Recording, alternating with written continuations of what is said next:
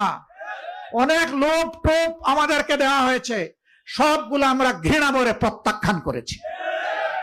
বেলজিয়ামে গিয়ে দেখলাম এক মন্ত্রীর 900 দোকান আছে।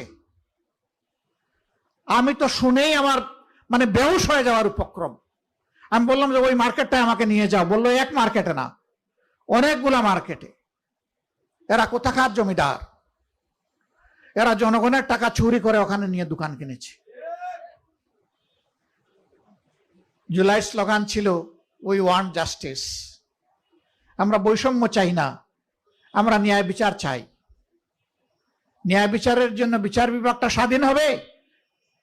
এই সরকার হওয়ার আগে, নির্বাচন হওয়ার আগে সবাই চিৎকার দিলাম, বর্তমান সরকারি দল বলল, আমরা বললাম।